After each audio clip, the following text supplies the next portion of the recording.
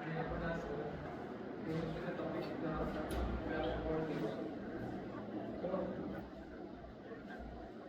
त्यापैकी बॅलन्स केली हा सब टॉपिक आहे केमिकल बॉन्डिंग.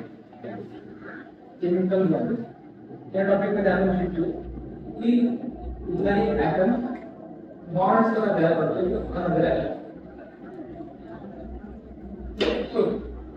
आता जी कच्चा बॅलन्स बॉन्ड आहे आपल्याला आधी काढून ठेवलं की आपल्याला बॅलन्स बॉन्डची गरज काय आहे आणि याच्या आधी आपण काय यूज करतो जेव्हा आपल्याला बॉन्डिंग एक्सप्लेन करायचं होते. बॅलन्स बॉन्ड जरी शिकायच्या आधी आपण काही लिमिटेशन घेतो त्या आधीच्या लेक्चरच्या ज्यामुळे आपल्याला बॅलन्स बॉन्ड किती कळतो.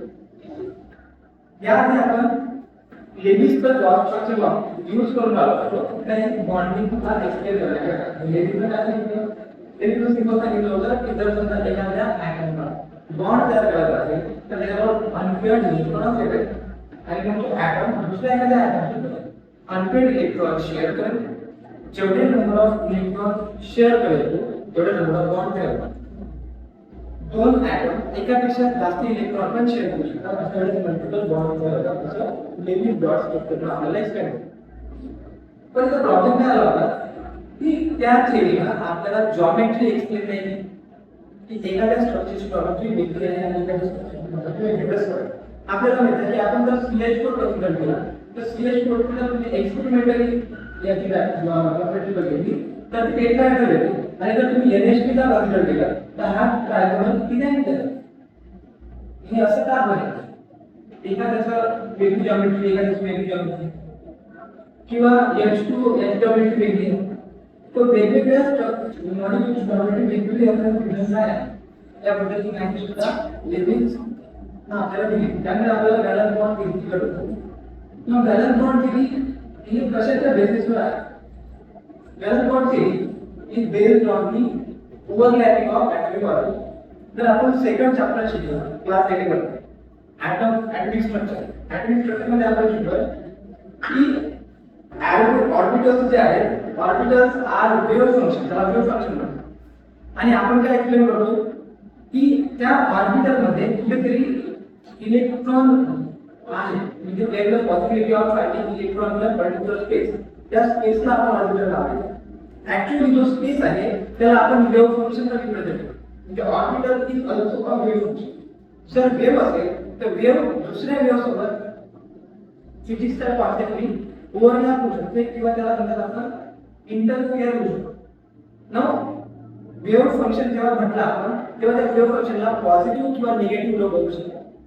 पॉझिटिव्ह रिप्रेझेंट करते फेज, निगेटिव्ह रिप्रेझेंट करते फेज. साइन काही वेगळं रिप्रेझेंट नाही करून आलं पॉझिटिव्ह निगेटिव्ह नाही आहे ते फक्त फेज डिफरंट आहे काय.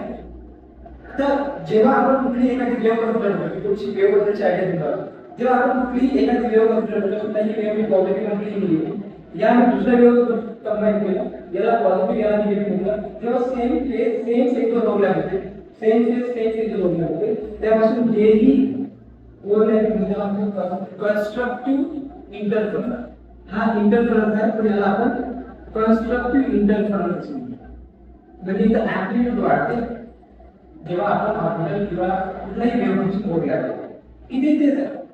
बॅलन्स बॉन्ड थेअरी ने आपल्याला सांगितलं की ॲटम मध्ये ॲटॉमिक ऑर्बिटल आहेत ना त्या ॲटॉमिक ऑर्बिटलला तुम्ही वेव्ह करा आणि त्या ऑर्बिटल जे आहेत ह्या क्लोज येतील एकामेकांच्या आणि पार्शियली ओव्हरलॅप आणि पार्शियली ओव्हरलॅप झाल्यानंतर तिथे बॉन्ड तयार होईल.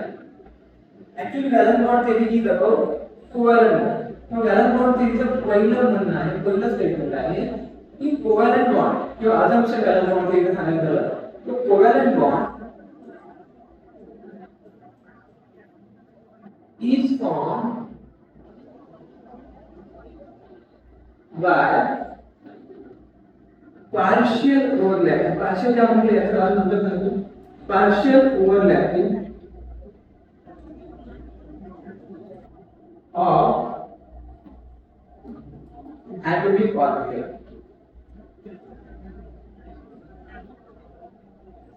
दूसरा पॉइंट यांनी क्या म्हटलं हे जेव्हा ओव्हरलॅपिंग होणार आहे तेव्हा काही रिपल्शन, काही अट्रॅक्टिव्ह प्रोसेस, काही रिपल्शन प्रोसेस डेव्हलप होईल. जे काही असेल तेव्हा ओव्हरलॅपिंग होत आहे. जर ओव्हरलॅपिंगचा एक्सट्रीम मॅक्सिमम असेल तेव्हा बॉन्डची स्ट्रेंथ मॅक्सिमम. त्यांनी म्हटलं की एक्सटेंट ऑफ ओव्हरलॅपिंग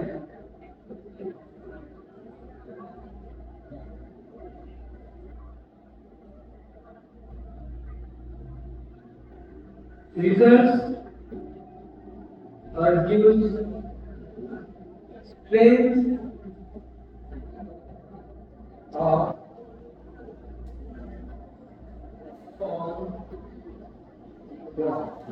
याचा अर्थ जेवढा जास्त एखाद्या ऑर्बिटल दुसऱ्या ऑर्बिटलसोबत जोडला जाईल तेवढा जास्त स्ट्रॉंग बॉन्ड तयार होईल.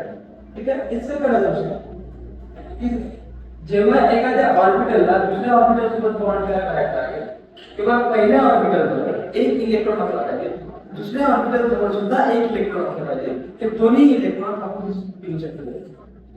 ठीक आहे, थर्ड ऑप्शन काय की जे ऑर्बिटल ओव्हरलॅप झाल्या त्या ओव्हरलॅप ऑर्बिटल अनपेअर्ड असल्या पाहिजे आणि अपोजिट स्पिन मध्ये त्यांचे इलेक्ट्रॉन असले पाहिजे. So overlapping orbital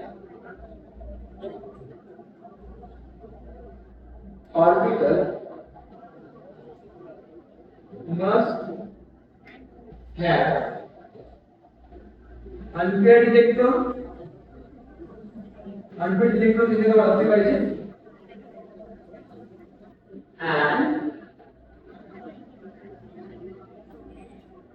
should be with opposite spin.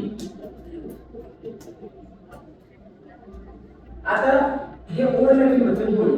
Overlapping करण्यासाठी आपल्याला ही गोष्ट समजावी लागेल की ऑर्बिटल जेव्हा आपण ऍटॉमिक स्ट्रक्चर मध्ये शिकतो तेव्हा ऑर्बिटल काही डायरेक्शनल होतात की नॉन डायरेक्शनल. डायरेक्शनल म्हणजे त्याचं ओरिएंटेशन कुठल्या साईडला आहे ऑर्बिटल. जसं आपण तीन टाईपचे किंवा चार टाईपचे ऑर्बिटल पाहिले. एक तर एस ऑर्बिटल पाहिली किंवा पी ऑर्बिटल पाहिली किंवा डी ऑर्बिटल पाहिली किंवा एफ ऑर्बिटल पाहिली. आणि आपण एवढं समजून घेतलं की एस ऑर्बिटल जे आहे हे स्फेरिकल आहे. हे आपल्याला आयडिया आहे. एस ऑर्बिटल स्फेरिकल शेप आहे. पी ऑर्बिटल डंपर शेप मध्ये. ठीक आहे, आणि डी ऑर्बिटल डबल डंपर आहे. हे ऍटॉमिक रेडिएशन. आता महत्त्वाचा मुद्दा काय यांचं ओरिएंटेशन पण. ओरिएंटेशन म्हणजे हे कुठल्या ऍक्सिसच्या अलाउंग ओरिएंट आहे, म्हणजे त्यांचे लोब कुठल्या ऍक्सिसच्या अलाउंग आहे. जेव्हा एस ऑर्बिटल बद्दल बोलतो आपण तेव्हा एस ऑर्बिटलला स्फेरिकली सिमेट्रिकल म्हटलं जातं. स्फेरिकली सिमेट्रिकल याचा अर्थ असा होतो की तो कुठल्याही डायरेक्शनने सारखाच ओरिएंट आहे, कुठल्याही डायरेक्शनने ओरिएंट आहे. ठीक आहे, डंबलचे याचा लोब असू शकतो एक तर एक्स ऍक्सिसला किंवा वाय ऍक्सिसला किंवा झेड ऍक्सिसला. त्यावरून आपल्याला पी एक्स पी वाय आणि पी झेड मध्ये क्लासिफाय करायचे. तर लोक जर एक्स ऍक्सिसच्या अलग असेल तर पी एक्स म्हणतो आपण, त्याला वाय ऍक्सिसच्या अलग असेल तर पी वाय म्हणतो, झेड ऍक्सिसच्या अलग असेल तर पी झेड म्हणतो. आणि यांचा पण एक तर पी ज्यामध्ये बद्दल जर बोलले तर पीच्या 5 ऑर्बिटल आहे. D x Y, D Y Z, D Z x, D x square minus Y square आणि डी झेड स्क्वेअर. या 5 ऑर्बिटल्स आहेत वेगवेगळे. यामध्ये असं वाटतं की एक्स आणि वाय च्या मध्ये बघता येते, वाय आणि झेड च्या मध्ये आहे, झेड आणि एक्स च्या मध्ये आहे, अलॉंग एक्स वाय ऍक्सिस आहे आणि अलॉंग झेड ऍक्सिस. म्हणजे यामध्ये आपल्याला काय समजतं हे डायरेक्शनल आहे. हे जे तिघ लोक आहेत कारण की यांची एक पर्टिक्युलर डायरेक्शन आहे रोटेशन. तो यांना त्यांनी नाव दिलं आहे डायरेक्शनल ऑर्बिटल्स. आणि हा आहे नॉन डायरेक्शनल. नॉन डायरेक्शनल आपलं कारण की तो कुठल्याही डायरेक्शनने सारखं ओव्हरलॅपिंग करू शकतो. ठीक आहे, आता यांना काय म्हणायचं आहे, ह्याच ऑर्बिटल ओव्हरलॅपिंग आहे. जो ओव्हरलॅपिंग कुठल्या कुठल्या प्रकारचा असू शकतो. पण टाइप ऑफ ओव्हरलॅप सांगितलं त्यांनी. आणि ज्या टाइपचं ओव्हरलॅप झालं त्याच टाइपचा बॉन्ड तयार. जेवढा जास्त ओव्हरलॅपिंग झालं तेवढा स्ट्रॉंग बॉन्ड तयार. ठीक आहे, मग ओव्हरलॅपिंग खूप लवकर झालं त्यांनी म्हटलं की पॉसिबल आहे तुमच्याजवळ सुद्धा एस ऑर्बिटल आहे ओव्हरलॅपिंग बद्दल बोलतो आपण. ओव्हरलॅपिंग त्यांनी म्हटलं तुमच्याजवळ एक एस ऑर्बिटल आहे आणि तुमच्याजवळ परत एक एस ऑर्बिटल आहे. आता तुम्हाला माहिती आहे की या ऑर्बिटल स्फेरिकल शेप आहे. ही एक ऑर्बिटल आहे, ही एक एस ऑर्बिटल स्फेरिकल शेप आहे. ठीक आहे. आणि तुम्ही म्हटलं यांना ओव्हरलॅप करायचं. तुम्ही याला कुठेही घेऊन जा, इथे घेऊन जा, इथे घेऊन जा, इथे घेऊन जा, सारखाच ओव्हरलॅपिंग करत राहतो. कारण की सिमेट्रिकल आहे, कुठल्याही डायरेक्शन मध्ये त्याचा लोक ओरिएंट नाही आहे. त्यामुळे इथं जे ओव्हरलॅपिंग आहे ते यस यस टाइपचं ओव्हरलॅपिंग होऊ शकतं. ठीक आहे. हे असं होतं. मी काय करू शकतो, एका यसला आणि पीचं जर स्ट्रक्चर पाहिलं तुम्ही,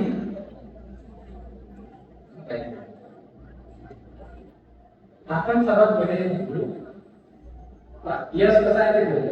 यस कसा आहे असा काहीतरी यस पी काढलं म्हटलं, समजा मी याला एक्स म्हटलं, पी एक्स आहे, मी याला वाय म्हटलं, तर या ऍक्सिसच्या अलोंगमध्ये लोक वाय म्हटलं असतं वाय ऍक्सिसच्या अलोंग लोकल आता झेड म्हटलं असतं झेड ऍक्सिसच्या अलोंग लोकल. ठीक आहे.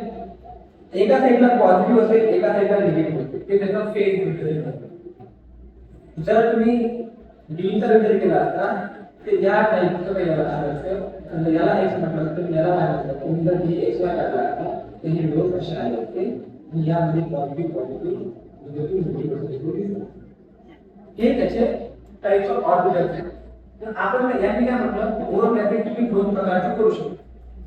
एक तर तुम्ही ओव्हरलॅपिंग करा डायरेक्टली, एक ऑर्बिटल दुसऱ्या ऑर्बिटलवर डायरेक्टली ओव्हरलॅप करून करा. ठीक आहे. त्या ओव्हरलॅपिंगला टाइप म्हणतो. त्या ओव्हरलॅपिंगला तुम्ही म्हटलं हेड ऑन ओव्हरलॅप,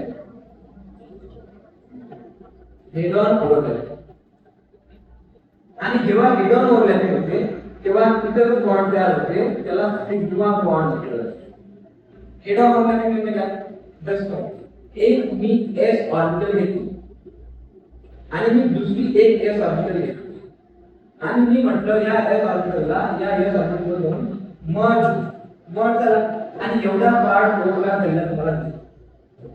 आता या जो पार्ट ओव्हरलॅप झाला यामध्ये त्या दोघांची इलेक्ट्रॉन यांच्यामुळे जोही बॉन्ड बनला ना या बॉन्डला आपण सिग्मा बॉन्ड म्हणतो. ओव्हरलॅपिंग जे झालं, जर मी यांचा अलोंग एक ऍक्सिस काढला, याचा एक ऍक्सिस काढला, याचा एक ऍक्सिस काढला, तो एकाच ऍक्सिस बनून जातो. त्याला आपण इंटरन्यूक्लियर ऍक्सिस, म्हणजे याचा न्यूक्लियर आहे, याचा न्यूक्लियर आहे, त्यांच्या अलोंग एक ऍक्सिस काढला, त्याला नाव दिलं आपण इंटरन्यूक्लियर ऍक्सिस. आणि ओव्हरलॅपिंग अलोंग इंटरन्यूक्लियर ऍक्सिस, त्याला त्यांनी नाव दिलं हेड ऑन ओव्हरलॅप. यस आणि पी होऊ शकते का, होऊ शकते. यसला पी सोबत ओव्हरलॅपिंग करायचं आहे, करू शकते.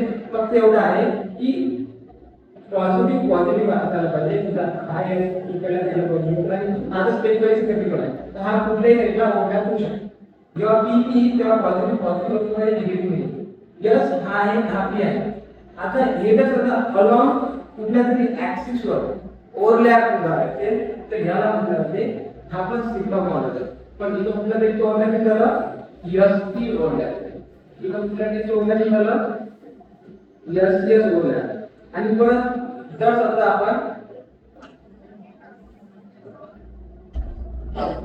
आपण पी इकडे साईडला घेतला एक पी आणि दुसरा एक पी घेतला आणि याचा पॉझिटिव्ह कन्सिडर केला आणि म्हटलं की याला यावर जो ओव्हरलॅप आहे, आता इथं जे ओव्हरलॅपिंग झालं होते याला म्हणून आपण हेड ऑन ओव्हरलॅपिंग. म्हणजे कुठल्या टाइपचं हेड ऑन आहे, पी पी ओव्हरलॅप. ठीक आहे. हे झालं हेड ऑन ओव्हरलॅप, म्हणजे एका टाइपचं ओव्हरलॅपिंग आहे जेव्हा ऍटॉमिक ऑर्बिटल ओव्हरलॅप होऊ शकतो. दुसरं कुठल्या टाइपचं ओव्हरलॅप करू शकतो मी, एक आहे साइड वाईज ओव्हरलॅप. समजा मी काय म्हटलं, ह्या आपण ऍक्सिस कन्सिडर करून झालं, हा एक ऍक्सिस, हा एक्स ऍक्सिस, इथं एक ऍक्सिस आहे ज्याला मी वाय ऍक्सिस. आता आपल्या माहितीनुसार पी चे लोक एक एक्स ऍक्सिस वर आहे, एक वाय ऍक्सिस वर आहे आणि Z axis.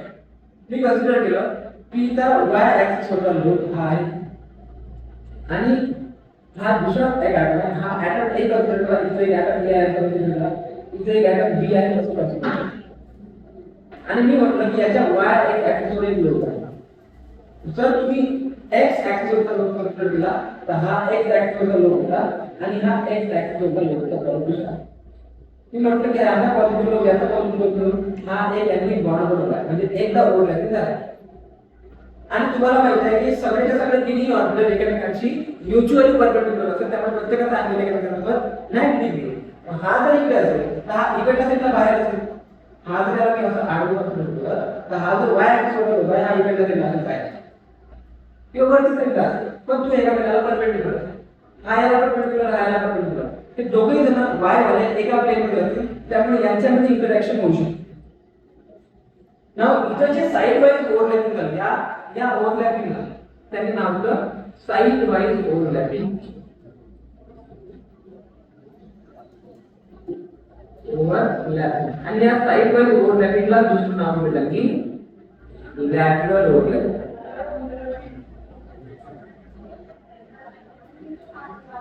Lateral overlapping this is side wise overlapping किंवा लॅटरल ओव्हरलॅपिंग. आणि यामुळे जो बॉन्ड बनतो त्याला नाव दिलं त्यांनी पाय बॉन्ड. म्हणजे आपण काय करू शकतो यांच्यामध्ये पाय बॉन्ड तयार करतो. पाय बॉन्ड कोण कोण तयार करतो? एक तर पाय बॉन्ड p ऑर्बिटल तयार करू शकते किंवा p d ऑर्बिटल तयार करू शकते किंवा d ऑर्बिटल पाय बॉन्ड तयार करू शकते. आणि जर सिग्मा बॉन्ड तयार करायचा असेल तर सिग्मा बॉन्ड फक्त एक तर s ऑर्बिटल सिग्मा बॉन्ड तयार करू शकते किंवा sp ऑर्बिटल सिग्मा बॉन्ड तयार करू शकते किंवा pp ऑर्बिटल सिग्मा बॉन्ड तयार करू शकते. आता सर्वात व्हॅलन्स बॉन्ड केलं जेही सांगितलं ते शॉर्ट मध्ये एका फ्लोच्या पदार्थात त्यांनी काय केलं त्यांनी म्हटलं आपण H2 कसा तयार होतो याचा विचार करूया. H2 कसा तयार होतो H2 कसा बनतो आपण हे शिकू आणि व्हॅलन्स बॉन्ड थेअरी पूर्ण याच्यासाठी अप्लाय करू. व्हॅलन्स बॉन्ड थेअरीचे काय म्हणून सुरुवात करू. व्हॅलन्स बॉन्ड थेअरीनं एक्सप्लेन केलं की कोव्हॅलंट बॉन्ड कसा तयार होतो. व्हॅलन्स बॉन्ड थेअरीनं सांगितलं की कोव्हॅलंट बॉन्ड जर तयार करायचा असेल तर तुम्हाला ऑर्बिटलचं ओव्हरलॅपिंग करावं लागेल. त्या ऑर्बिटलमध्ये ऑर्बिटल इलेक्ट्रॉन असले पाहिजे आणि त्यांचं ट्रान्सफर ओव्हरलॅपिंग केल्यानंतर बॉन्ड तयार होतो. त्यांनी म्हटलं जेवढे जास्त एक्सटेंड ऑफ ओव्हरलॅपिंग आहे तेवढा स्ट्रॉंग बॉन्ड तयार होतो. आणि ह्या ज्या ऑर्बिटल्स कन्सिडर करून राहिले तुम्ही ह्या स्प्रेड अशा होतील स्पेस मध्ये ओरिएंटेशन असं राहील की त्यांच्यामध्ये रिपल्शन मिनिमम होते, अट्रॅक्शन मॅग्नेट होते आणि स्टॅबिलिटी पण होते. दुसऱ्या होते. सो आपण त्या कन्सिडर करू H2 कसा तयार आहे. दोन हायड्रोजन ऍटम कन्सिडर करू. एक कन्सिडर केला A ज्याला मी A रिप्रेझेंट केलं A नंबरचा एक हायड्रोजन आणि एक हायड्रोजन B आहे. हे दोन वेगवेगळे हायड्रोजन आहेत दूर दूर आहेत एकामेकांपासून. कुठलाही हायड्रोजन कन्सिडर केला तर आपण 1 आहे तर इलेक्ट्रॉनिक कॉन्फिगरेशन लिहिलं तर आपण लिहू शकतो 1s1. यातही इलेक्ट्रॉनिक कॉन्फिगरेशन लिहू शकतो आपण 1s2. कुठलाही ऍटम असतो त्या ऍटम मध्ये न्यूक्लियस असेल त्यामध्ये प्रोटॉन्स असतील. कुठलाही ऍटम असतो त्यामध्ये इलेक्ट्रॉन असतील. Proton positive electron negative charge. मग आपण काय करू शकतो की Ha मध्ये जेही न्यूक्लियस आहे त्या न्यूक्लियसला डिनोट केला आपण Na आणि Hb मध्ये जोही न्यूक्लियस आहे त्याला डिनोट केला आपण Nb. Nucleus of hydrogen A is Na. Nucleus of hydrogen B is N. ठीक आहे. आता यामध्ये इलेक्ट्रॉन पण आहे. A मध्ये इलेक्ट्रॉन कोणते आहे तर Ea आणि B मध्ये इलेक्ट्रॉन कोणते आहे तर Eb. तो काय सांगितलं आपण यामध्ये Na याचा न्यूक्लियस आहे, Nb B चा न्यूक्लियस आहे, Ea A चे इलेक्ट्रॉन आहे, Eb B चे आहे. ठीक आहे. आता आपण काय करू या दोघांना एकामेकांकडे अप्रोच करायला लावू. समजा मी हायड्रोजन A ला हायड्रोजन B जवळ यायचं. मी आता हायड्रोजन A ला हायड्रोजन B च्या जवळ घेऊन जातो.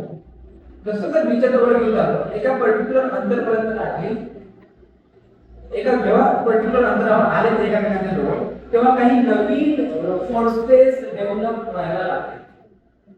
पाहता कुठले फोर्सेस डेव्हलप पहिले ते ऑपोजिट फोर्सेस आहेत. कुठले फोर्सेस होते जर मी A चा विचार केला फॉर HA अट्रॅक्शन कोणतं आहे कुठलं अट्रॅक्शन करते एक आहे त्याचा जो न्यूक्लियस आहे त्याचा स्वतःचा न्यूक्लियस आणि त्याचा स्वतःचा इलेक्ट्रॉन म्हणजे Na आणि E एक त्याचा स्वतःचा न्यूक्लियस आणि त्याचा स्वतःचा इलेक्ट्रॉन रिपल्शन पण होऊ शकते का अरे जेव्हा आपण यांना जवळ आणतो तेव्हा याच्या इलेक्ट्रॉनवर निगेटिव्ह चार्ज आहे याच्या इलेक्ट्रॉनवर निगेटिव्ह चार्ज आहे इलेक्ट्रॉन मध्ये रिपल्शन असते याच्या न्यूक्लियसवर पॉझिटिव्ह चार्ज याच्या न्यूक्लियसवर पॉझिटिव्ह चार्ज न्यूक्लियस मध्ये रिपल्शन आहे म्हणजे रिपल्शन कुठलं आहे तर इलेक्ट्रॉन ए चं आणि इलेक्ट्रॉन बी चं रिपल्शन आहे आणि न्यूक्लियस ए चं आणि न्यूक्लियस ए चं रिपल्शन ठीक आहे हा झाला पॉइंट आता दूसरा फॉर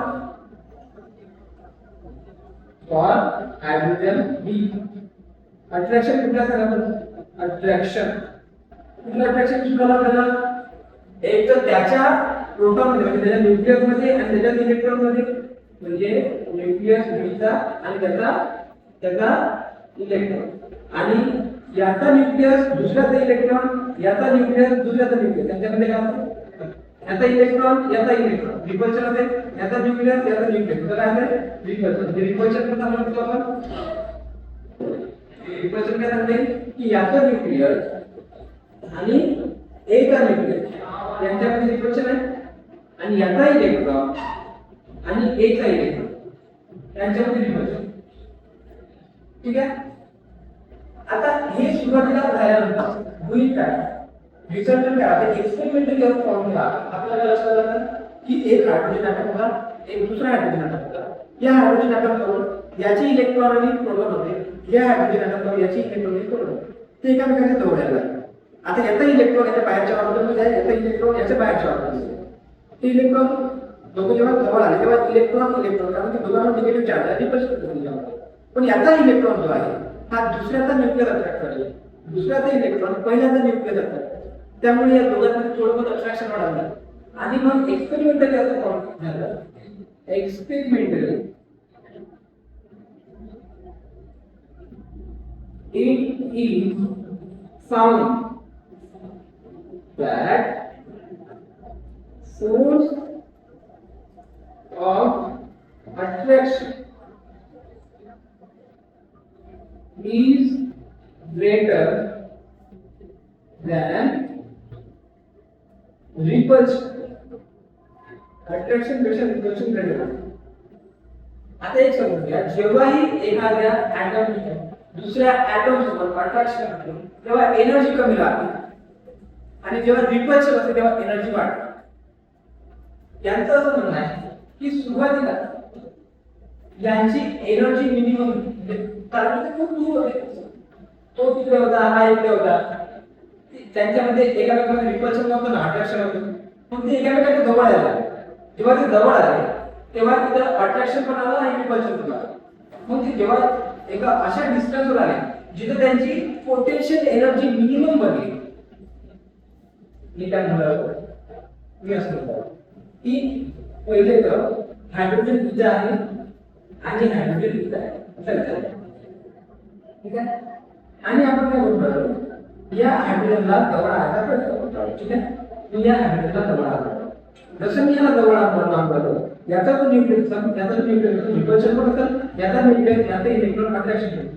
पण मी याला जवळ आणतो जवळ आणल्यानंतर एका अंतरावर असं होईल की जिथं अट्रॅक्शन मॅक्सिमम असेल आणि रिपल्शन मिनिमम परत जेव्हा तुम्ही आणखी जास्त जवळ घेऊया तेव्हा न्यूक्लियस रिपल्शन वाढेल म्हणजे एक असं मिनिमम डिस्टन्स आहे ज्या मिनिमम डिस्टन्सवर अट्रॅक्शन मॅक्सिमम आणि रिपल्शन मिनिमम आपल्याला तिथंच बॉन्ड तयार आता काय झालं इकडच्या साईडला म्हटलं या दोघांचं इंटरन्यूक्लियर डिस्टन्स म्हणजे मी एक्स ऍक्सिसवर कन्सिडर करून राहिलो इंटरन्यूक्लियर डिस्टन्स आणि मी वाय ऍक्सिसवर कन्सिडर करून राहिलो पोटेन्शियल एनर्जी डिस्टन्स ठीक आहे वाय ऍक्सिसवर काय पोटेन्शियल एनर्जी आणि एक्स ऍक्सिसवर इंटरन्यूक्लियर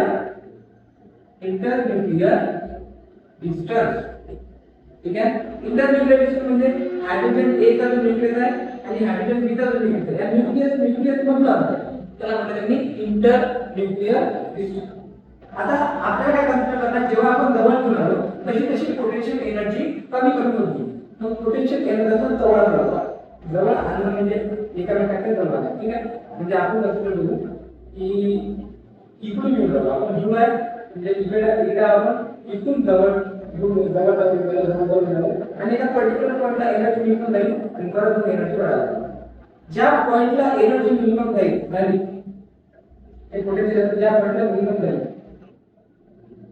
आणि ही एनर्जी त्यांनी पाहिली जे काही असेल हे सायन्स साठी सुद्धा आहे